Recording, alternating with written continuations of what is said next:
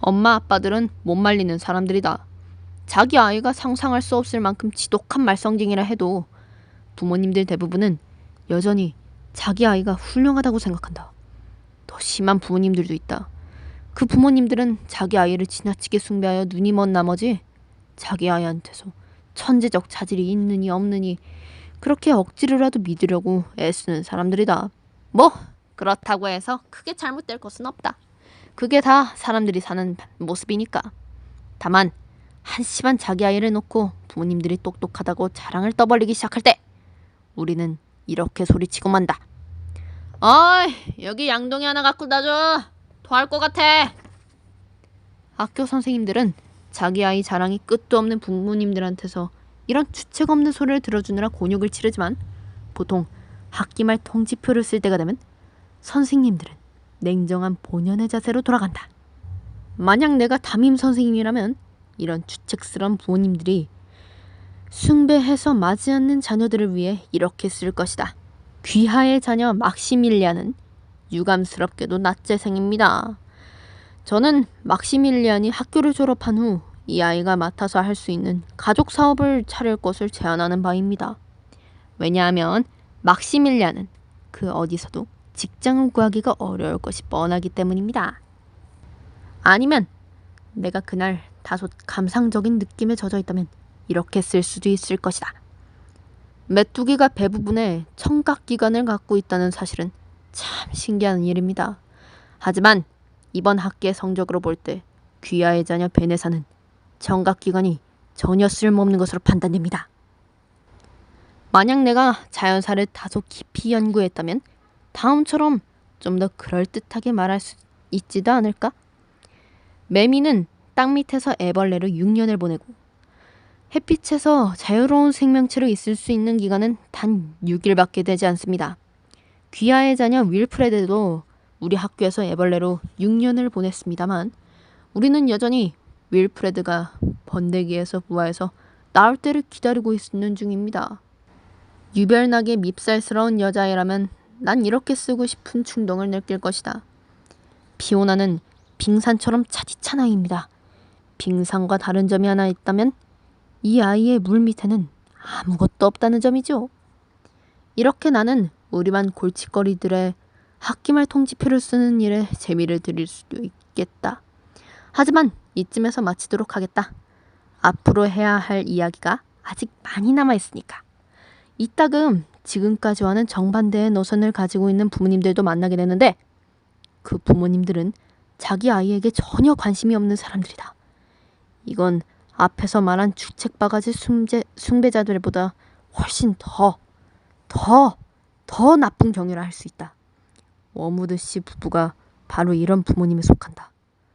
워무드 씨 부부에게는 마이클이라는 아들과 마틸다라는 딸이 있는데 마틸다는 이마에 난 부스럼 딱지보다 못하게 여기고 있었다.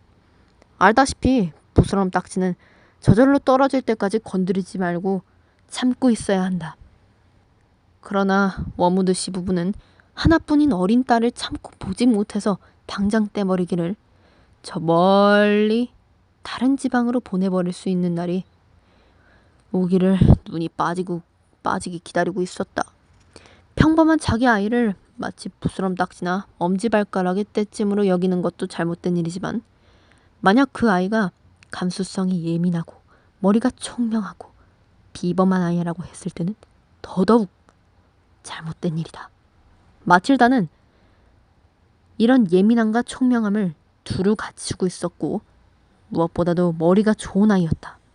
너무 영리해서 무엇이든 아주 빨리 배웠다. 세상에서 가장 아둔한 부모일지라도 이러한 아이의 능력을 단박에 알아챘을 것이다.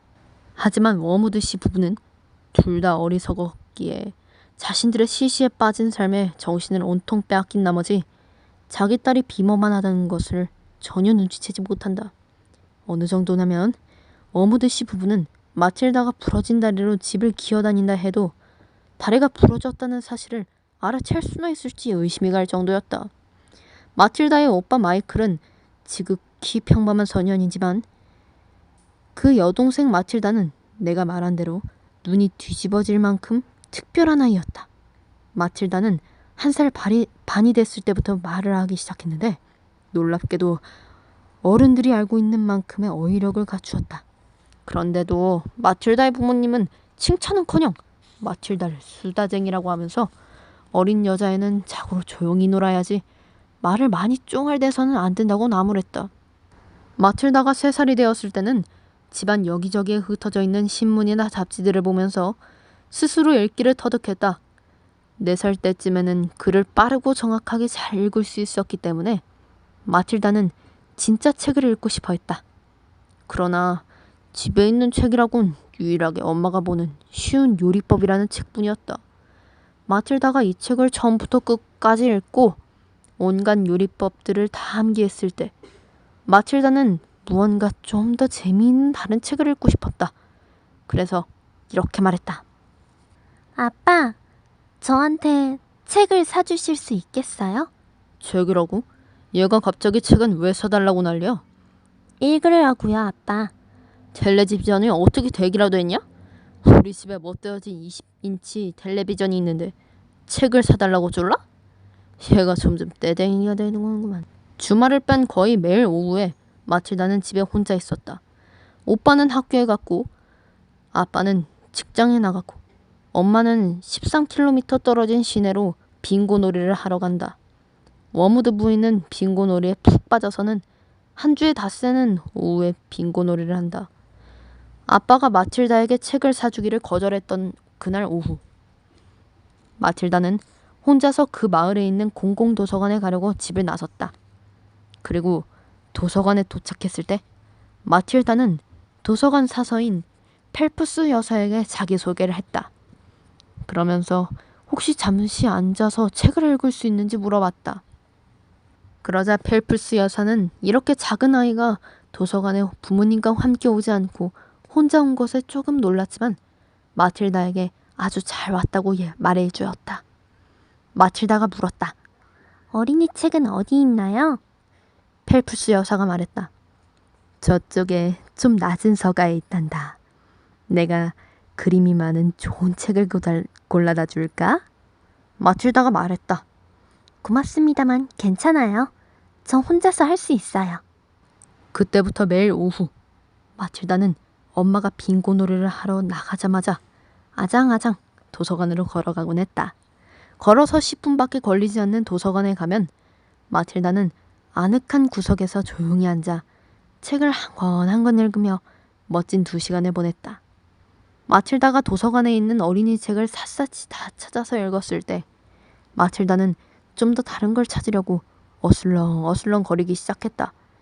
지난 몇 주 동안 마틸다를 아주 흥미롭게 지켜본 펠프스 여사는 자리에서 일어나 마틸다 쪽으로 갔다.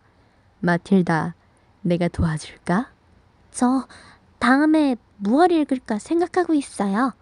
어린이 책은 못 읽었거든요. 그림책을 다 보았단 말이니? 예. 하지만 그냥 책도 다 봤어요. 펠프스 여사는 큰 키로 마틸다를 굽어보았고 마틸다는 목을 뒤로 젖혀서 펠프스 여사를 올려다봤다. 어떤 책은 아주 형편없다고 생각했어요. 하지만 어떤 책은 재밌었어요. 그 중에서 비밀의 화원이 제일 좋았죠. 신비로움으로 가득했거든요. 그 닫혀진 문 뒤에 있는 방의 비밀과 큰 벽 뒤에 있는 화원의 비밀 말이에요. 그 말을 듣고 펠프스 여사는 어안이 벙벙했다. 그래서 이렇게 물었다. 너 정확히 몇 살이니? 4살하고 3개월이요. 펠프스 여사는 아까보다 더 놀랐지만 내색하지 않았다. 그럼 다음에는 어떤 책을 읽고 싶니? 저는 어른들이 읽는 훌륭한 책을 읽고 싶어요. 유명한 걸로. 근데 제목을 아는 게 아무것도 없어요. 펠프스 여사는 천천히 서가를 쭉 돌려봤다. 자신도 어떤 책을 골라줘야 할지 잘 몰랐다. 그래서 곰곰이 생각해봤다. 어떻게 유명한 어른용 책을 4살밖에 안 된 어린 소녀에게 골라줄 수 있지? 펠프스 여사는 처음에는 15살 정도의 여학생을 위한 10대 연애소설을 고르려고 생각했다. 그러나 무슨 이유에서인지 무의식 중에 어떤 특정한 서가로 걸어갔다. 이윽고 펠프스 여사가 말했다.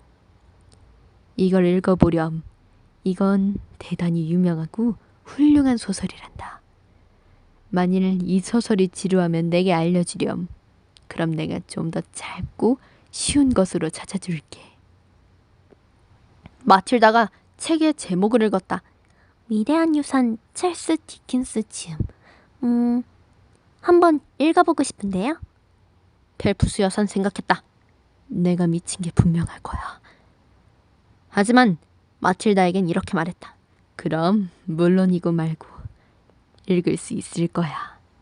그날 얼마 남지 않은 동안 내내 펠프스 여사는 그 망뺀 끝에 있는 커다란 안락 의자에 앉아서 책을 무릎에 놓고 꼼짝도 하지 않는 그 조그만 여자에게서 시선을 뗄 수가 없었다.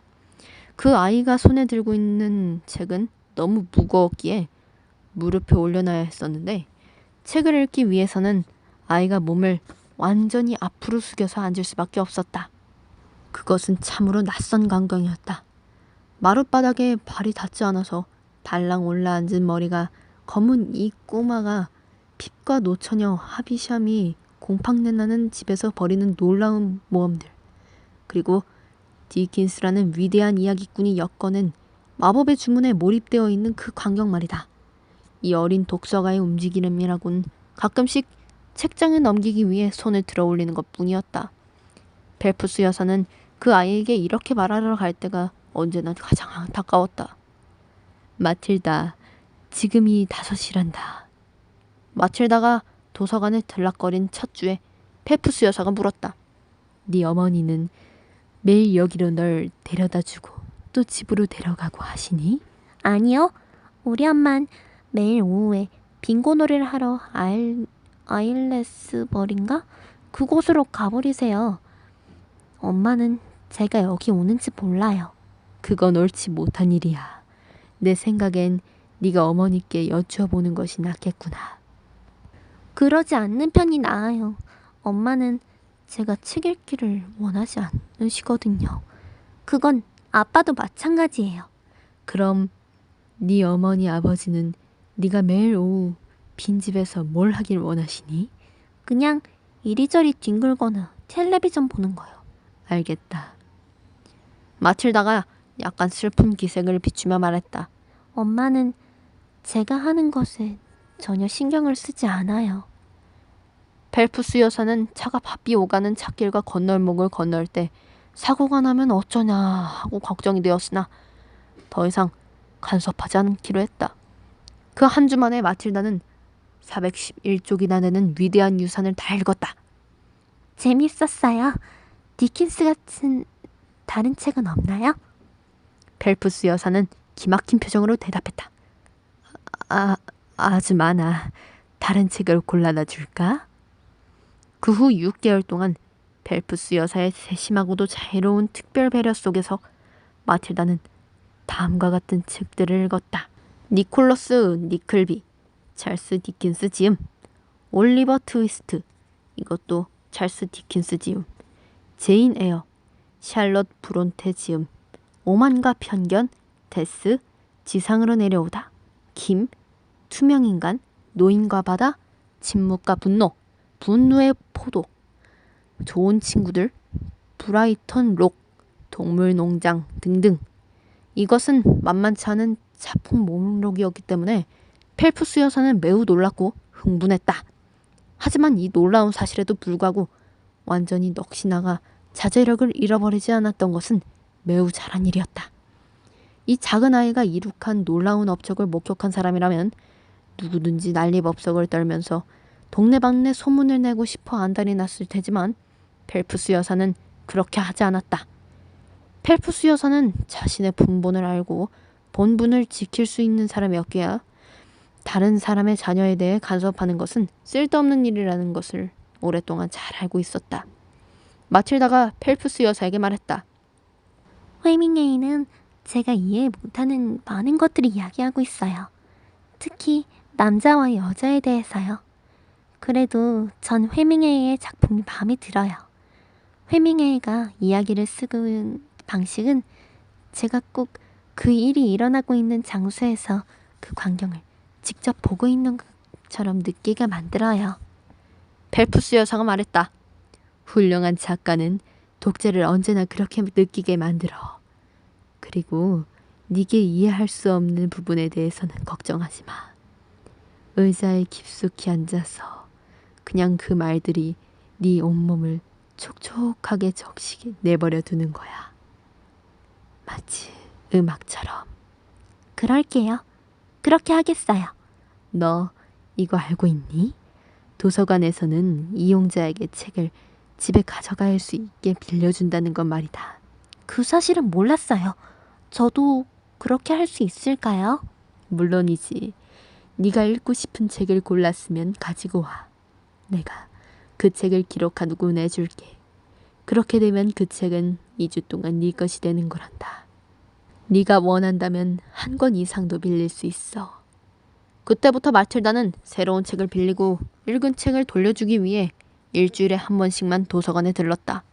마틸다의 작은 침대방은 이제 독서방이 되었고 거기서 마틸다는 오후 시간 대부분의 책을 읽으며 보냈다.